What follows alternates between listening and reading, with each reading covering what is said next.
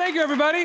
Welcome to Build. I'm your host, Ricky Camilleri. Whether he's doing Shakespeare, Cabaret, The Good Wife, running a bar around the corner, or directing a beloved indie classic, everybody loves Alan Cumming. Thankfully, CBS has decided to give us a lot more of him with his new show, Instinct.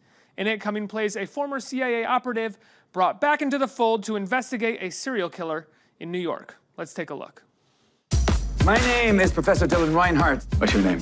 Edward. Okay, Edward. Welcome to Abnormal Behavior.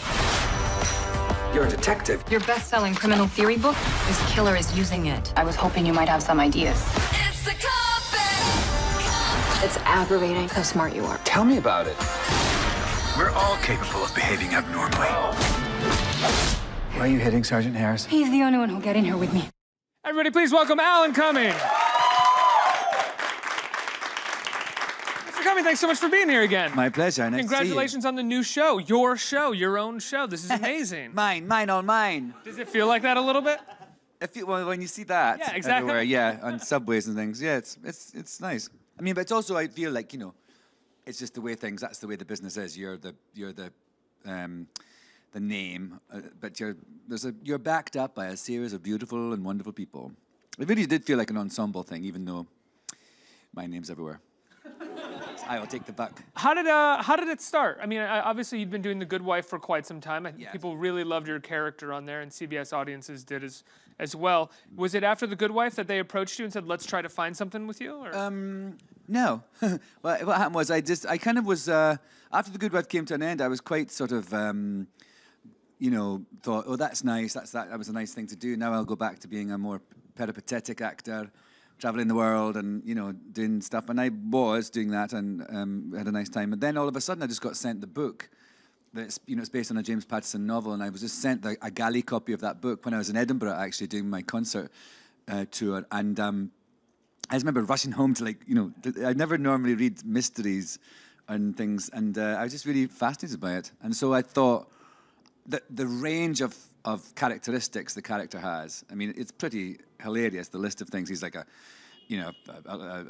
university lecturer and a former CIA agent and a writer of this successful book, and he's a former musical prodigy as a child. He's got a phonographic memory. He drives a motorbike. He's gay.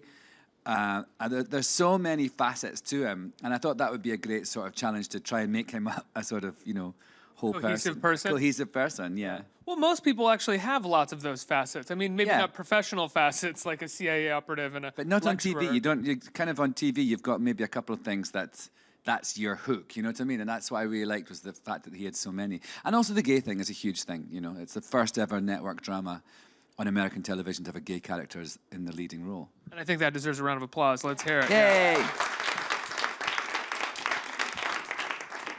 So they send you the book. Did you think that it would get made? Were you like, oh, this since it's going to be the first gay lead on a network drama? Well, actually, I sort of was just kind of curious about what the hell was going on because I didn't understand. I don't know. I thought it would be the start of a long process. And I just really liked it, and I just said I was interested in it to be attached to it.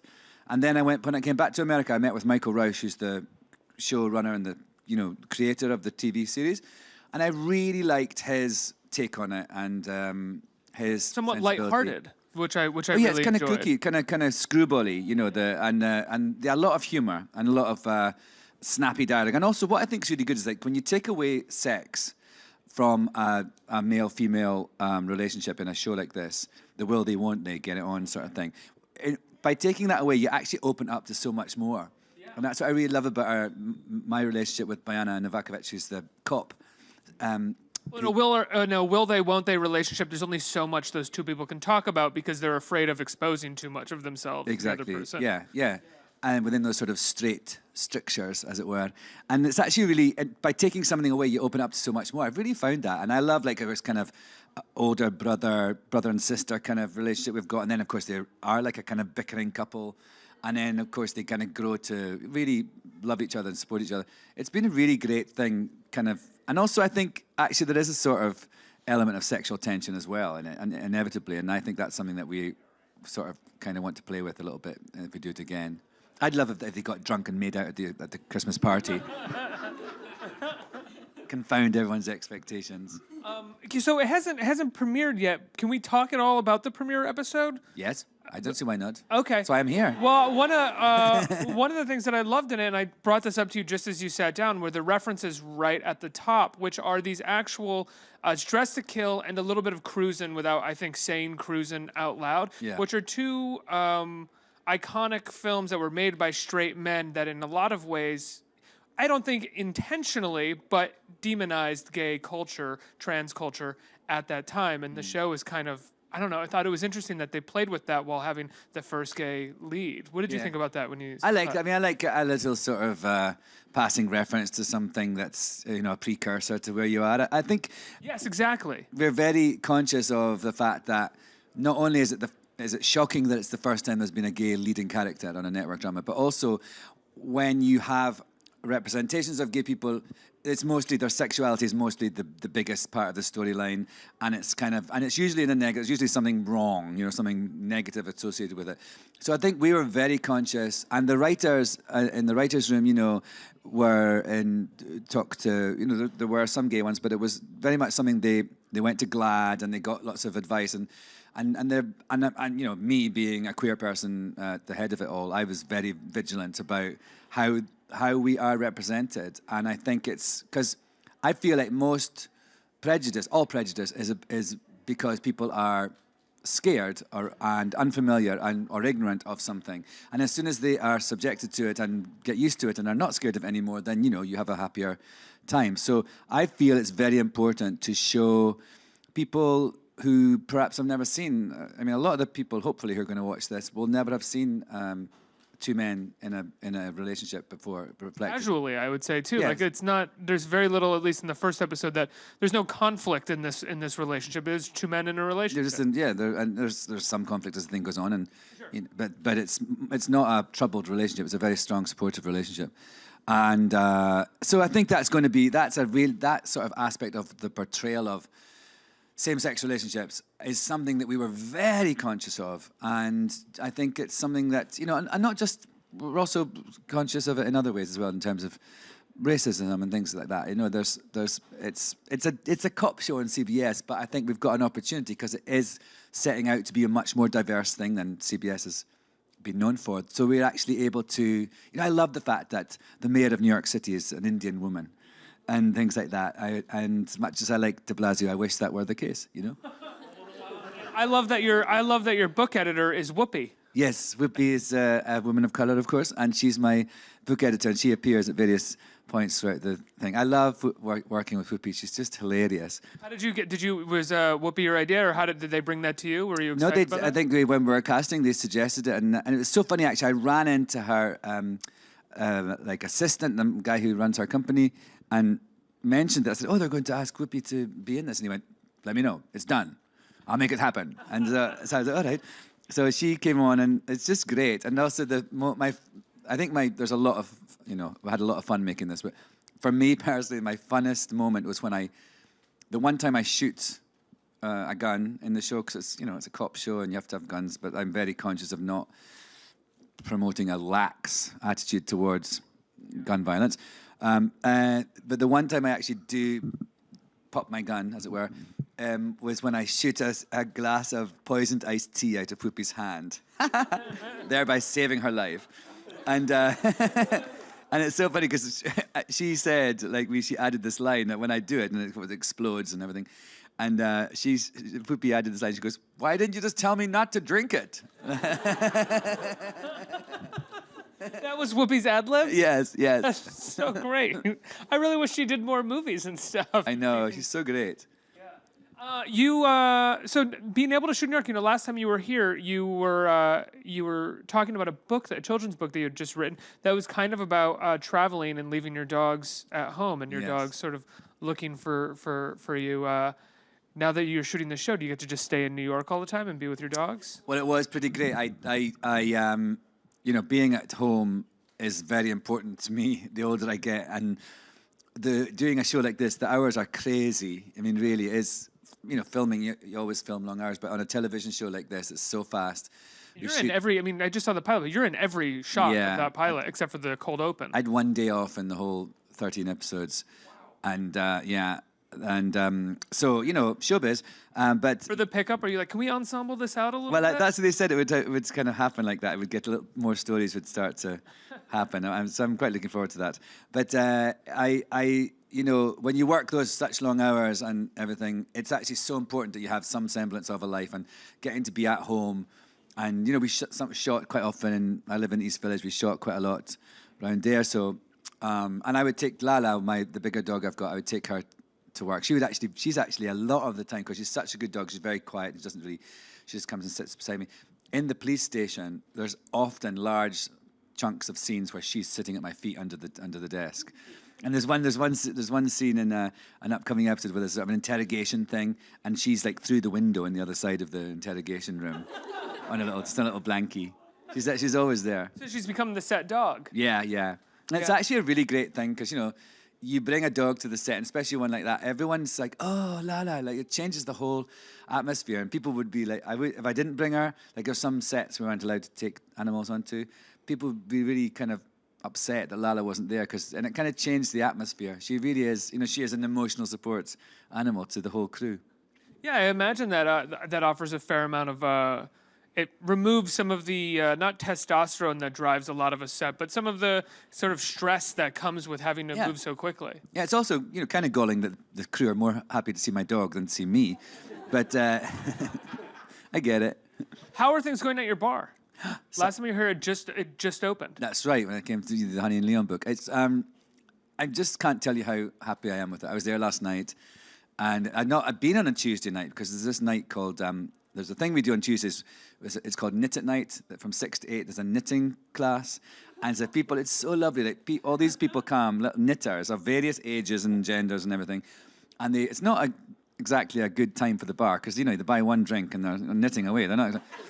They can't get too drunk because they got to knit. Well, that's right. You can't drink and knit. Knit. Yeah, no drinking and knitting. Friends don't let friends drink and knit. They get horrible sweaters for gifts. Yes.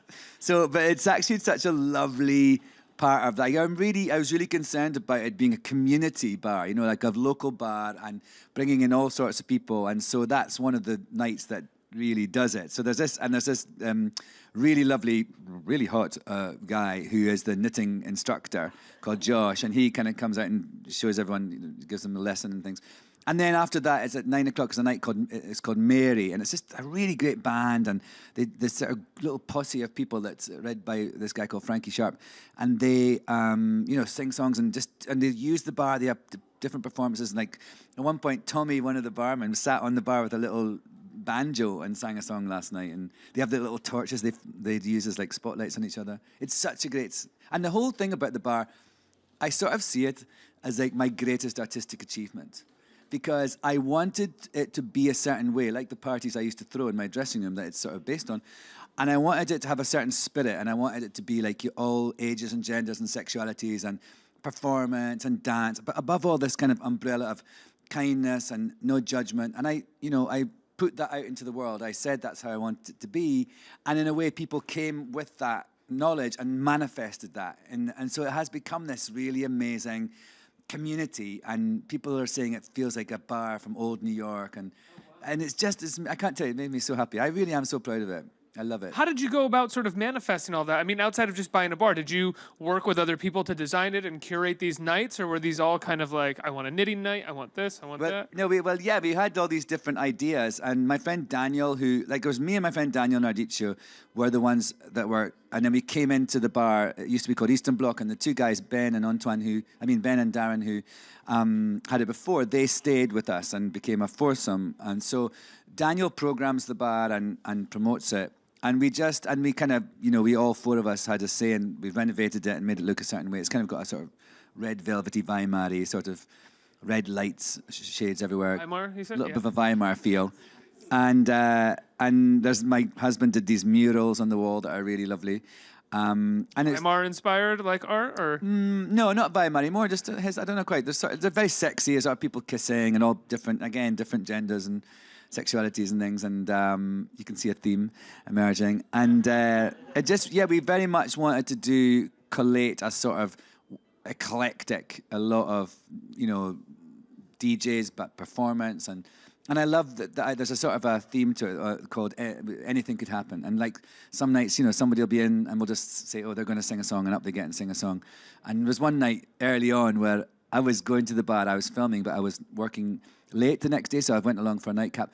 And Emma Stone called me up and said, are you going to Club Cumming? I said, I'm actually on my way there right now. And she goes, I'm seeing Paul McCartney's concert in Brooklyn, but I'm there with Billie Jean King, because we were all in that tennis film. And she said, I might bring Billie Jean along afterwards to the bar. And her girlfriend, her wife, Ilana, had been there the night before. So I said, bring them on. And then later on she goes, oh my God, I am not just bringing Billie Jean King, I'm bringing Paul McCartney as well.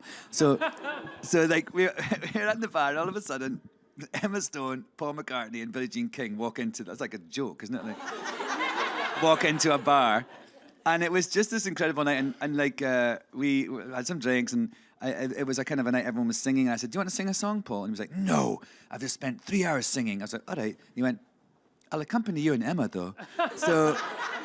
So we went up, Emma and I went up, and the piano player guy, I was like, hey, do you know the song from The Little Mermaid? Emma Stone and I want to sing it, and Paul McCartney's going to play the what do you call it in America? Harmonica? Harmonica. He's going to accompany us on the harmonica. And the guy was like...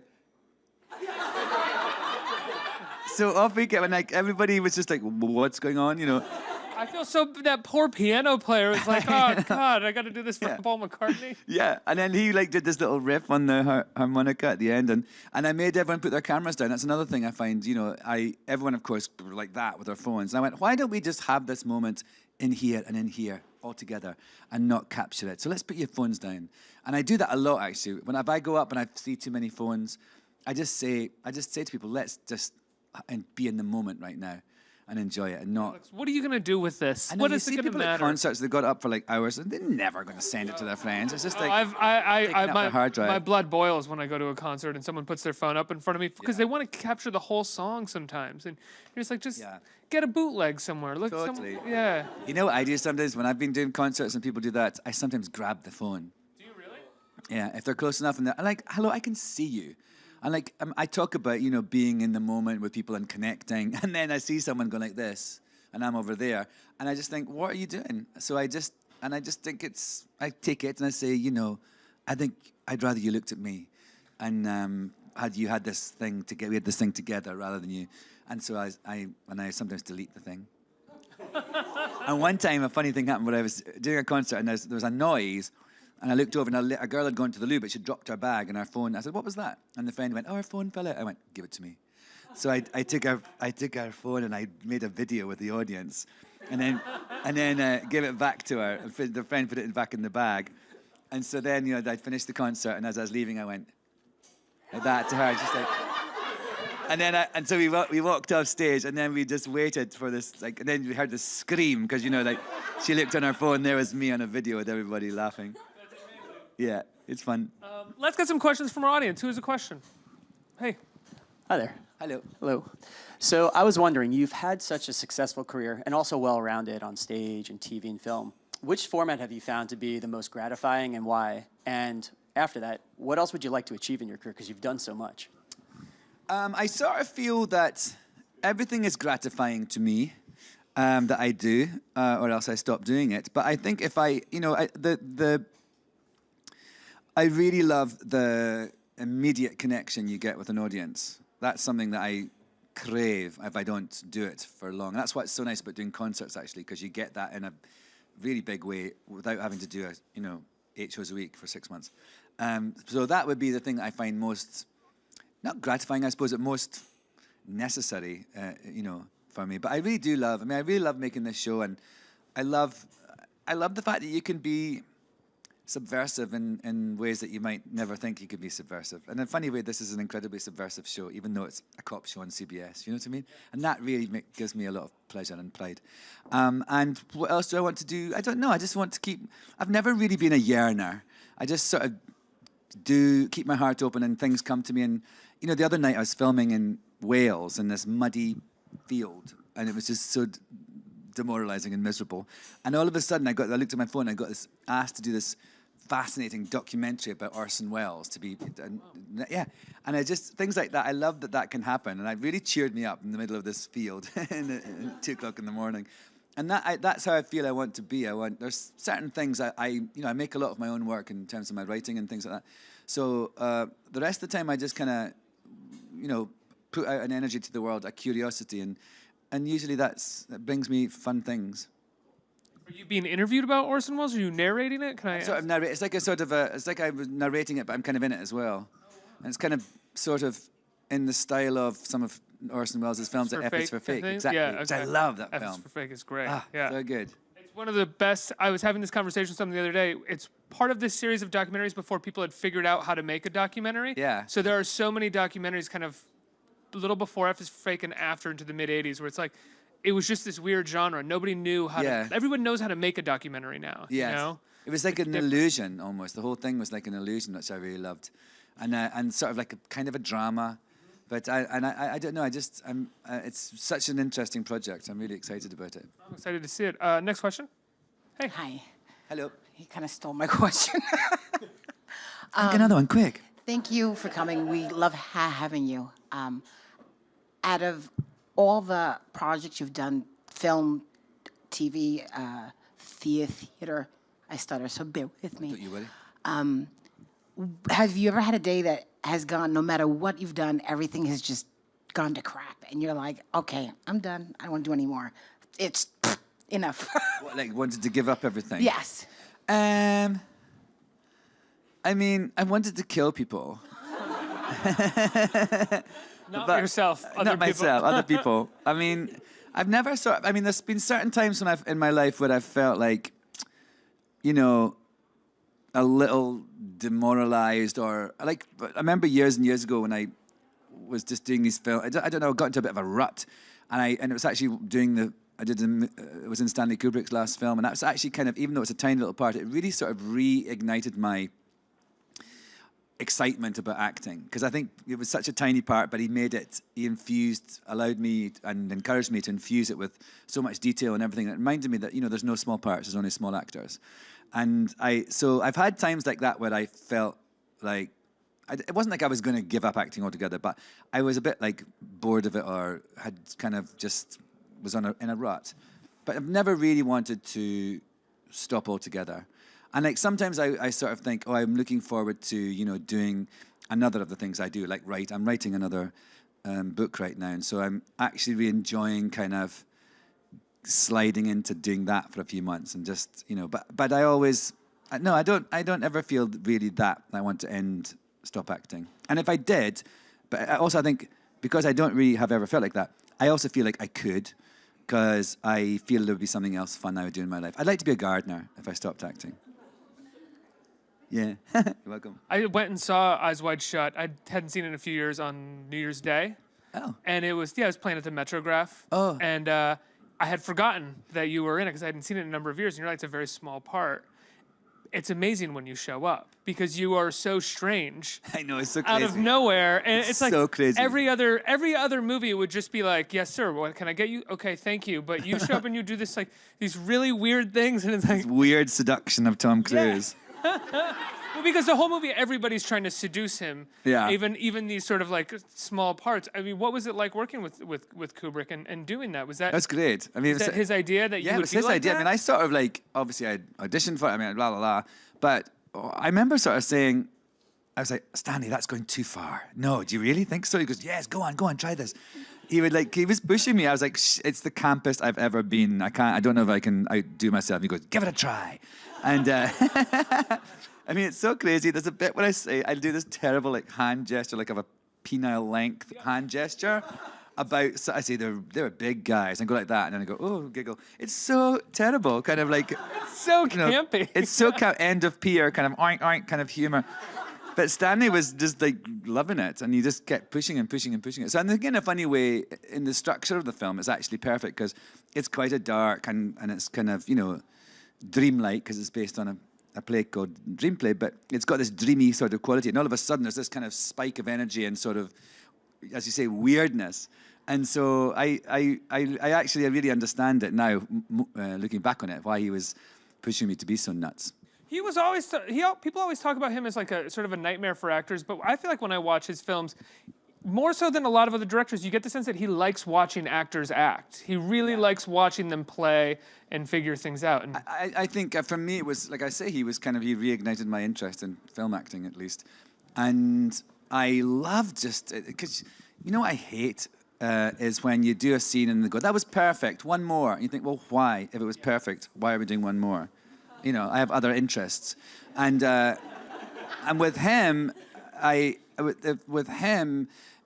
every single time he went for another take, I knew exactly why, and I knew exactly what I was aiming for and what I was trying to improve. And that's something that you don't get. You know, I think there's people it's sort of like throwing an egg at a wall and hoping it'll stick sometimes when you just do another take and see what we get. right, they're kind of trained early on that that's what you're supposed to do. Yeah. Get another take. One more. And it's perfect, one more. And I have a rule, like if they say perfect and one more, I say it wasn't perfect then, so don't say that. I think we have time for one more. Right here. But it was perfect. Why would we have one more? I enjoyed the role that you played on The Good Wife, and I unfortunately didn't get to see you when you were on Broadway. But what I wanted to know is, which do you find more grueling, preparing for a TV series or for the Broadway stage? Oh, well, it'd be for the Broadway stage. I mean, yeah, just in terms of physical, like the last couple of things I've done on Broadway, cabaret, where I had to, like, you know, be a dancer, or like age 50, dancing in a kick line with girls half my age. That wasn't easy. And then the time before that was Macbeth, where I did this crazy version when I played all the roles and nearly drowned myself. And, you know, it was just the physical nature of those things is so intense, so much more intense. I mean, for a show like this, you have to be pretty fit and you've got to kind of look after yourself. And I, you know, did try and kind of, you know, I stopped drinking during the week. That's a sacrifice. And we'd just try and, you know, get enough rest and, do, you know, there's things like that in our regular. But in terms of doing a show in the theatre, especially the kind of, if I'm going to do something in the theatre, I want it really to be challenging. I don't want to just skate or glide. So I you know, you have to physically train and get your stamina up and all that sort of stuff. But this is actually, you know, we did 13 episodes of it, and if we do it again, we'll do 22. And so I'm very conscious of that I need to exercise more when I'm doing it, even though I'm tired, and I need to watch my diet and just stuff like that. That it's a lot. It's you know, just the number of hours you've got to be. And also, I want to do a good job, but I don't want to just get through it. I want it to serve it well. So I'll have a different, an even more stricter regime if we get to go again. You got to get one of those trailers with a gym in it. Yeah. There's like three-story trailers. Yeah. Once years and years ago, I was doing this thing called Tin Man with Zoe Deschanel and some people, and Zoe had we had these kind of tiny trailers, and I remember she had a running machine in her apartment, and I remember one day I got picked up at like 5 a.m., and she had been running for an hour, and her neighbours in her apartment building started to complain for the noise of the running machine going at all hours of the night. But then one day I went to ask her a question about a scene, and I opened her trailer door, and there was another running machine in her trailer, like this tiny trailer. You had to climb over it to get to the loo and everything. So yeah, I'm not going to be like that. Alan, love the show. Congratulations. It premieres this Sunday, right? Yes, at Sunday, 8 o'clock on CBS. 8 o'clock, right after 60 Minutes, and we're hoping it's going to be Stormy Daniels. Oh, that's on right, 60 yes. Minutes. If that's the case, it would be the greatest thing Donald Trump has ever done for me. Isn't it going to be amazing if Stormy Daniels is what does this? Is what does it? It would be, but it's also... It's karma. It's yeah, God like bless beautiful America. karma. Yeah, you know, you elect a clown, you're going to get a circus. Do you know? Alan Cumming, everybody. Thank you.